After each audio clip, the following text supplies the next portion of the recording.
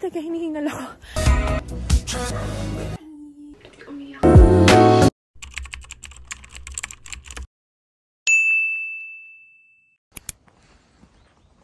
Good morning, everyone! Happy weekend sa inyong lahat! It's Saturday today. Ay, as usual, na weekend natin. Trabaho. And the weather is nice. And after ng trabaho ko is pupunta ako ng city. Bibili ako ng mga kailangan ko sa bahay. Kasi, ay, teka, hinihingal ako. Tingnan niyo yung bagong daan. Parang, yung daan namin ngayon, papunta ng station, is yung pabalik is super madali. Parang 7 minutes, 8 minutes, nasa bahay na ako. But the thing is, pag papunta ka sa station, sa train station, yun yung medyo matagal. Kasi, medyo ano na naman siya, medyo matarik yung daan. And yeah, matatagalan ka kasi nakakahingal maglakad paakyat ng station. Well, anyway, yeah. Gusto natin yun eh. Gusto natin tumira sa bundok. So, huwag tayo magreklamo. Char. Ay, dadaan ako ng Oslo City kasi nga may mga bibilhin akong kailangan sa bahay. Like, kandila, you know, pampabango ng bahay.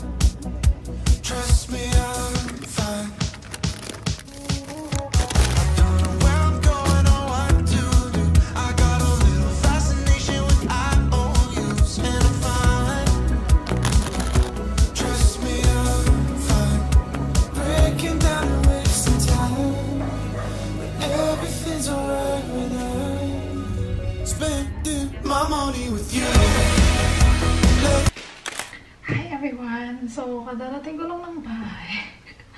My God, super pagod. And dumaan din ako sa shops para mamili ng mga kailangan ko kasi baka mag-hibernate ako dito sa bahay. Kasi kailangan kong simulan yung mga deadlines ko na dapat ko nang gawin, simulan, dahil anong petsa na. But yeah, medyo na parami yung mga pinamili ko today. So, ayan, tuluyan na nalobat yung ating camera.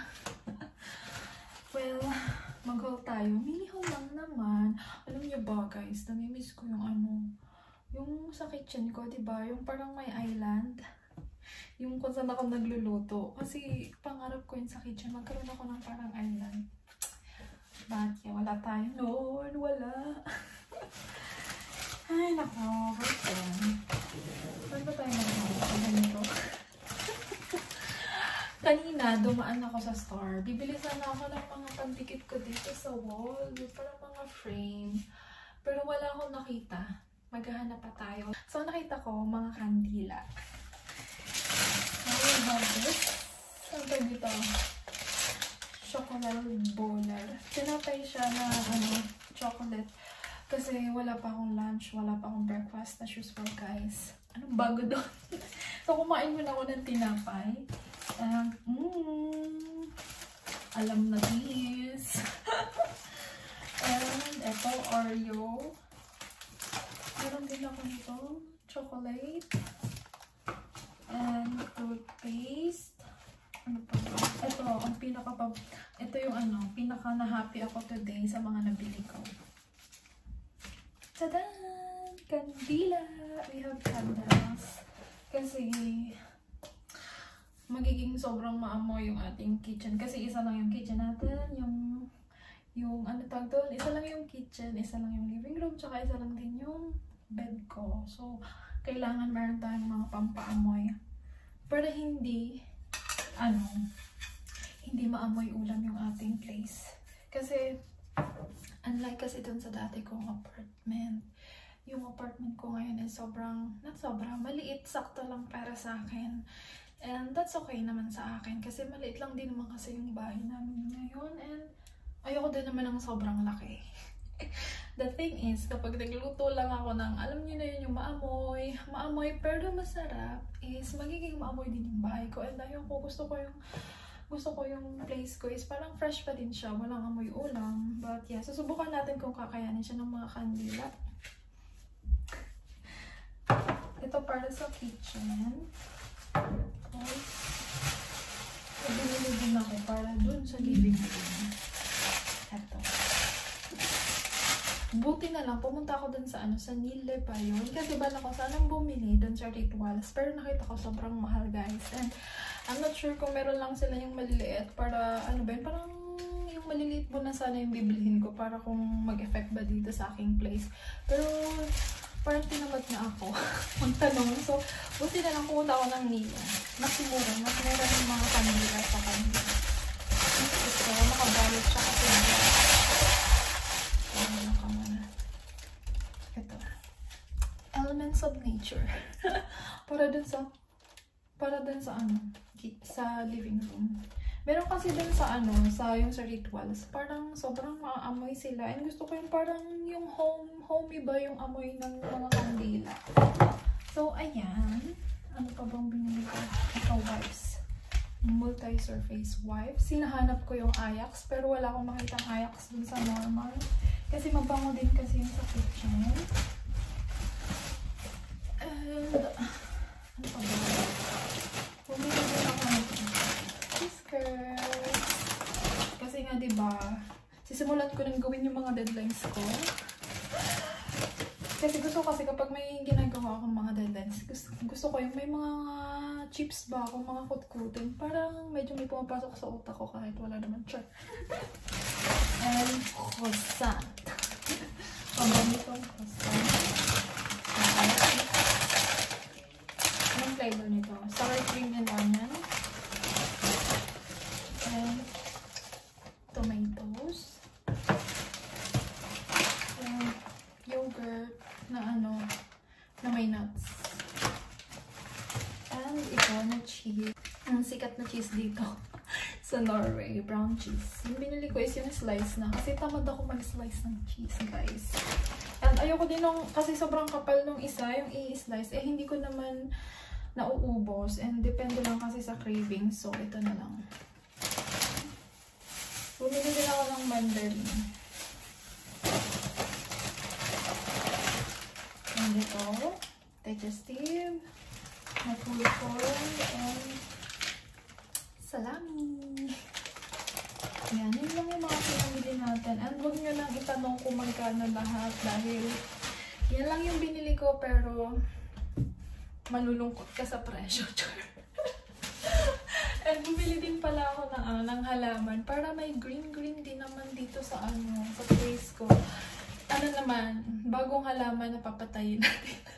Kasi yung unang halaman ko is namatay siya. Tinamad akong anuhin siya, alagaan. Kasi, you know, may mga depressed time tayo.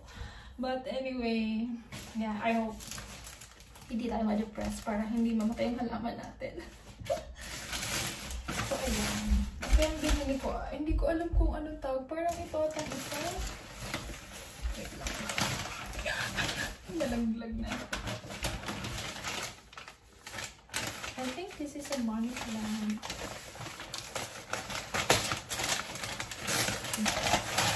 So, ano bang tawag sa halaman ito? I'm not sure.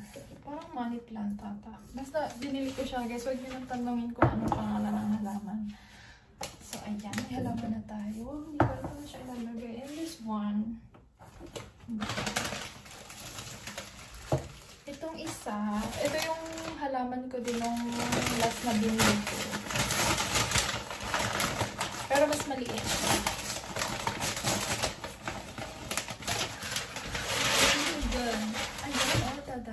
Kapareho siya ng unang binili ko.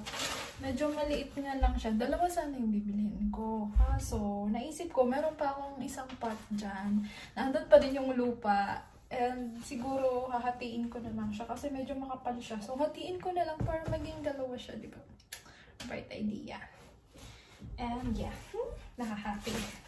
Nakahappy naman ako sa halaman ko. Huwag kayong umiyak, hindi ko makapapatayin. Char?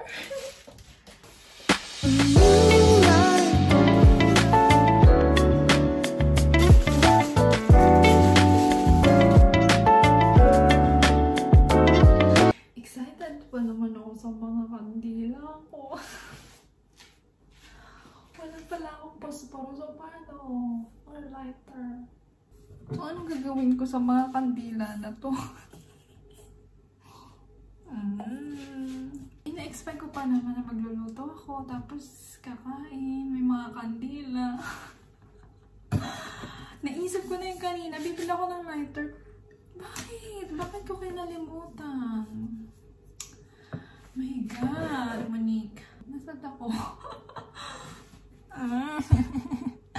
Ano kakasara na gagawin ko? Paano ko sisindihan to?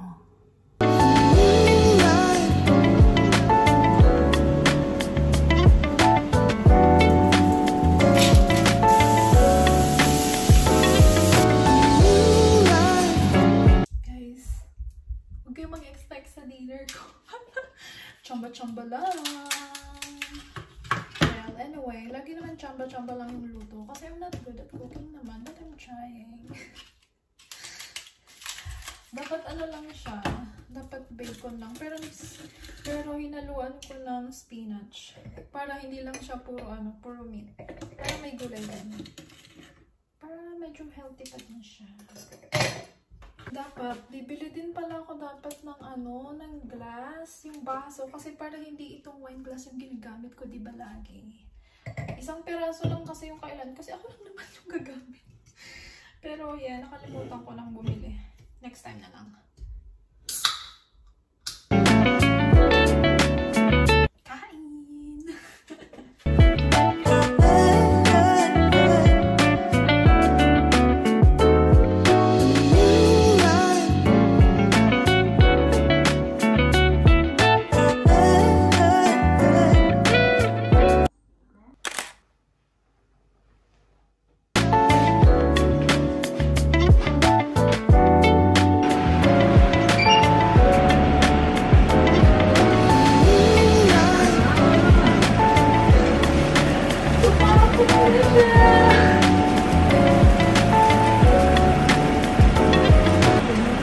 Good morning! I'm making my breakfast.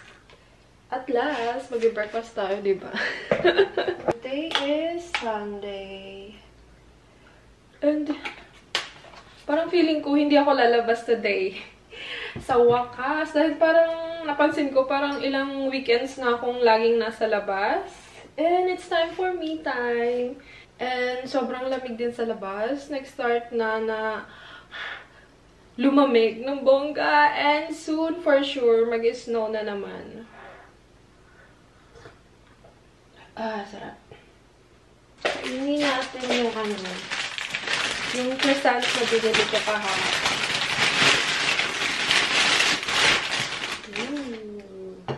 Croissant, tsaka itlog. Pinag-iisipan ko kung pinag-iisipan ko kung maglalagay ako ng dining table dito sa sa area ko.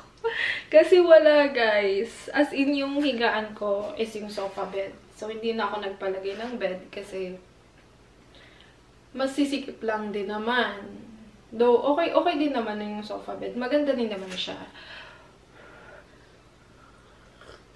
Kasi pwede siyang maging sofa, pwede maging bed. Pero parang kulang. Parang kailangan ko ng dining table. I'm not sure. Ayoko naman bumili. Kasi hindi naman natin alam. Baka, hindi din naman tayo magtagal dito. And, yeah. Accept the fact that we're not sure kung hanggang kailan tayo dito sa Norway. But, yeah. And sa mga nagtatanong nga pala, guys. Marami nagtatanong. Ate Monique, au pair ka pa ba? Anong trabaho mo dyan sa Norway? Hindi ako masyado naging open dito. Kasi, I don't know. Kasi hindi ako, parang, I don't know. Though pinag-pray ko naman to before. Kasi, wow, mag-open tayo. Open natin, guys. So, ito na nga. I'm a student ngayon dito sa Norway. So, nag-aaral ako sa Bible School. So, ang kinuha kong course is a bachelor. And, ang course ko ngayon is Bachelor in Religion and Social Science. And, I was not so open about this kasi I'm not sure kung tama ba yung mga decision ko sa buhay ko. But, pinagpatuloy ko na kasi pinag-pray ko to eh. Kasi siya yung pinaka-first option ko. Alam niyo guys, kapag nag-au pair kayo, after matapos niyo yung contract niyo, syempre maghahanap kayo kung anong next steps niyo, diba? And ito talaga yung pinaka-first option ko. Syempre, may mga other options pa tayo.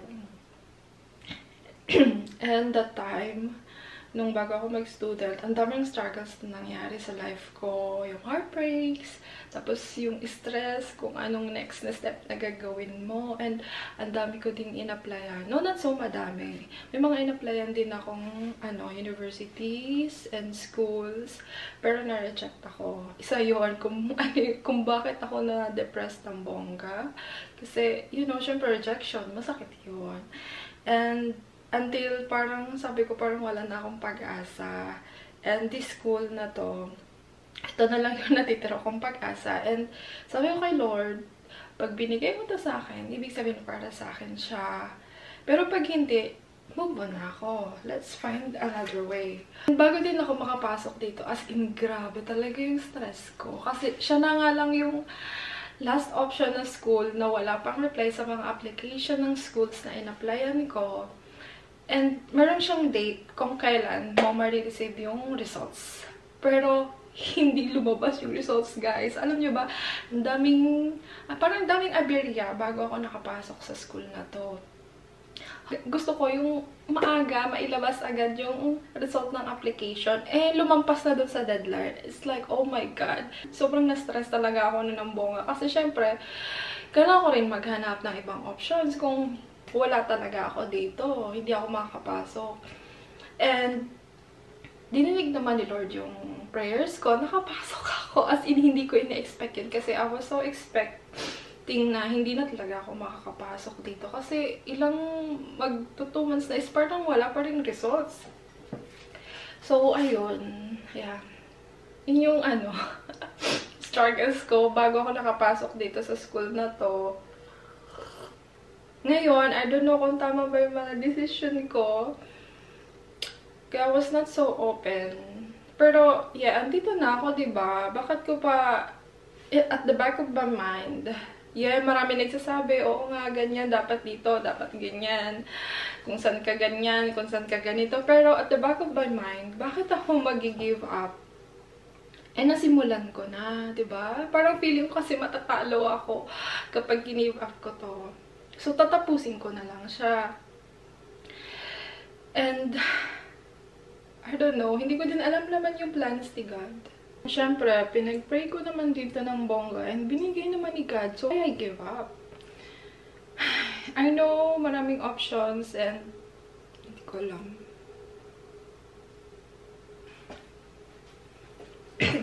Alam ko, maraming options. Pero,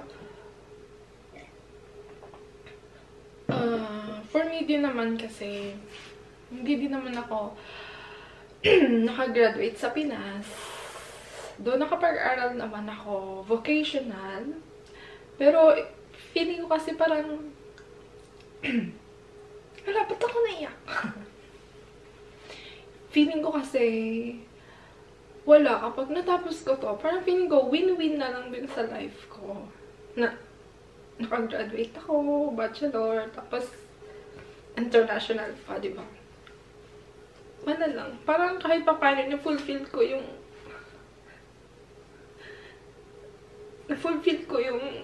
dream ko before na makapag-aral ba.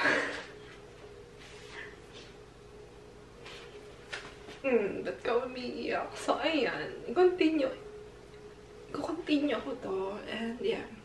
Kahit mahirap, guys. As in, sobrang mahirap maging student.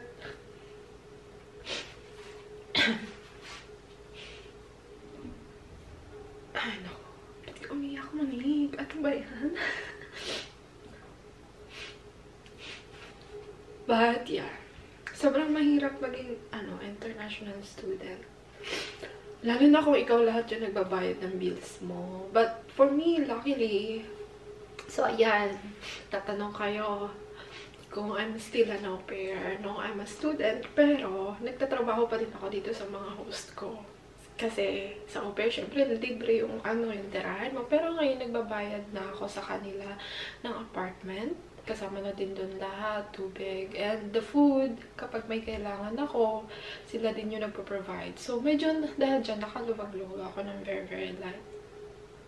And the thing is, ako yung nagbabayad ng tuition fee ko, guys. As in, sobrang mahal ng tuition fee. And though kaya naman akong tulungan ng mga host ko sa tuition fee ko, pero ayoko, I don't want to ask for help from them. Kasi wala, parang ayoko lang ng parang utang na loob, ganun.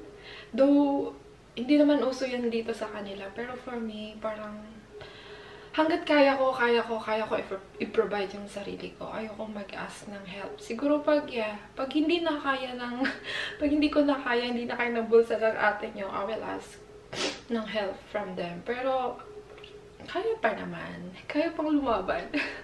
Kasi syempre, babayad ako ng apartment, syempre ng tuition fee, magpapadala din ako sa Pinas, and syempre yung mga expenses ko dito, hindi ganun kadali kasi sobrang mahal ng cost of living. Pero, napoprovide naman. Napoprovide naman ni Lord.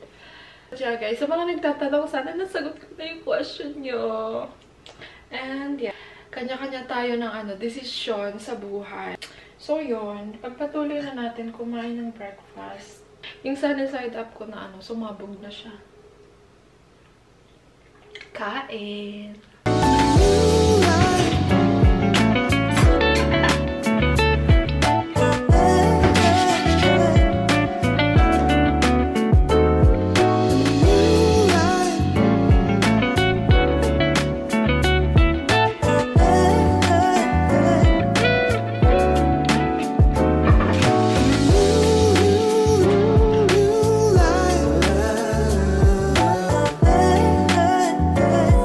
Guys, kain. I made my lunch. Tada!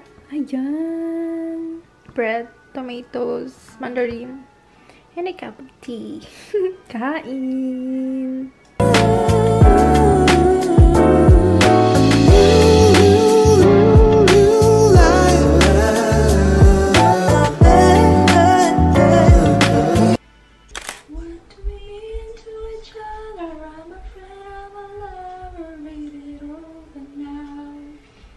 It's over now.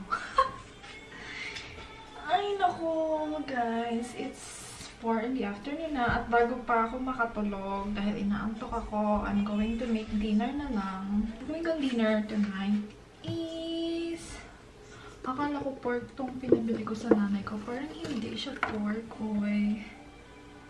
I guess it's a beef. Hindi nakita ko lang to sa TikTok. Yung tawag doon? Beef giniling na sisig. Yun ang gagawin ko for tonight's dinner.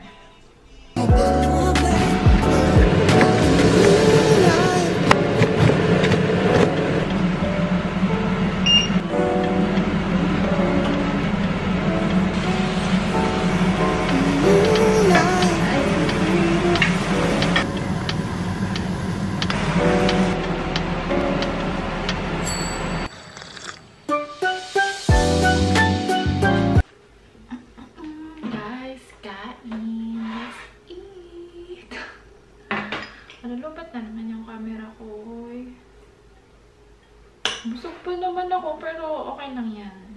Kailangan natin kumain sa tamang oras din minsan.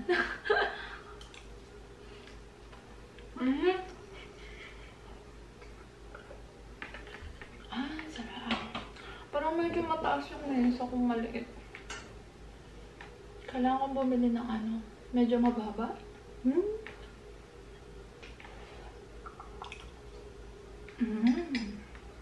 Masarap. Nakita ko lang to sa TikTok, tsaka sa kay Simply Ray's na vlog. Tapos, tinry ko siya once. Ay, masarap siya. Pandalawa ko na to and masarap.